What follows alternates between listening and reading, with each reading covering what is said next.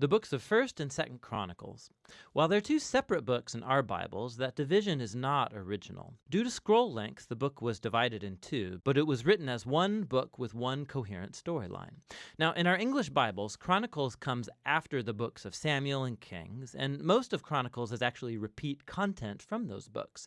And so most modern readers, when they come to Chronicles, they think, wait a minute, I just read all of this, and so they skip it. And that's a shame, because this book is really unique and important in the Bible. In the traditional Jewish ordering of the Bible, Chronicles is actually the last book because it summarizes all of the Jewish scriptures. The first word in the book is Adam, the first character at the beginning of the story, and then the last paragraph announces the return of Israel from exile. Now, we don't know who wrote this book, but we can tell from details within it, it was produced by somebody who lived a couple hundred years after the Israelites returned from the Babylonian exile. Now, for this author, Jerusalem and the temple were rebuilt some time ago, and as we learned from Ezra and Nehemiah, things were not going well. The great prophetic hope was that the city and the temple would be rebuilt, that God would come to live among his people, the Messianic king would come, and all the nations would come live under his peaceful rule, and none of that has happened. And so the author of Chronicles has reshaped these stories of David and Solomon and the kings of the past in order to provide a message of hope for the future. And we'll see that he's designed this book to emphasize two clear themes. First, the hope of the coming Messianic king, and second, the hope for a new temple. Let's just dive in and you'll see these themes all over the book. 1 Chronicles begins with 9 chapters of genealogies, long lists of names. And you'll read these and think that this is kind of boring, and that may be true for you, but actually they're very, very important. The author is summarizing here the whole storyline of the Old Testament by naming all of the key characters in the stories. And as he does so, he shapes the genealogies to emphasize two key lineages. First is the line of the promised Messianic king. So lots of space is dedicated to tracing the line of Judah that led all the way to King David, to whom the Messianic promise was given. And then from David, the author traces that line up into his own day. The other family line that receives lots of attention here is that of the priesthood, the descendants of Aaron, who, of course, served in the temple.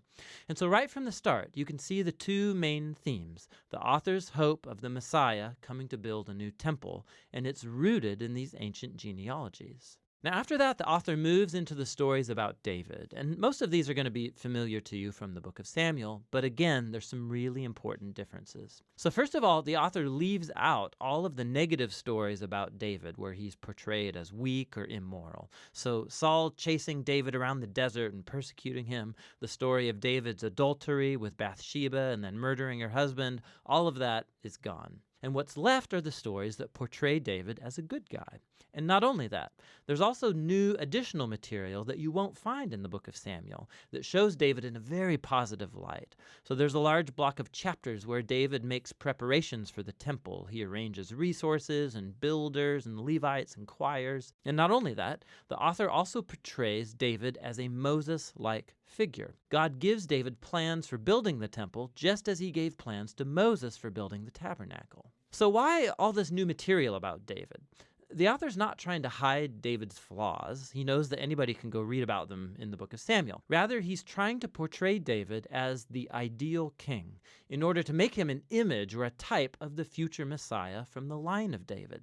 It's very similar to how Jeremiah or Ezekiel spoke of the coming Messiah as a new David. This is most clear in how the author retells the story of God's covenant promise to David in 1 Chronicles 17. When you compare this story with its parallel in 2 Samuel 7, you'll see that the author of Chronicles is highlighting that neither David, nor Solomon, nor any of the kings from his line were the Messianic king, and that when the Messiah does come, he will be a king like David. And so for this author, these stories about David from the past are what sustain his hope for the future.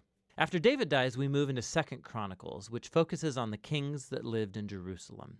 And again, there's lots of overlap with 1st and 2nd Kings, but there are many key differences. So the author has left out all of the stories about the kings of northern Israel so he can just focus on the line of David. And there's lots of new material about these kings from David's line. He highlights the kings that were obedient to God, and he adds new stories about how their obedience led to success and God's blessing. But he also adds new stories about kings who were unfaithful to God. They didn't follow the Torah, they led Israel to worship idols, and these kings face horrible consequences, all leading up to Israel's exile, a mess of their own making. And so this whole section becomes a series of character studies where the author wants later generations of Israelites to learn from their family history, and so become faithful to their God and the Torah. Now, the book's conclusion is really unique too.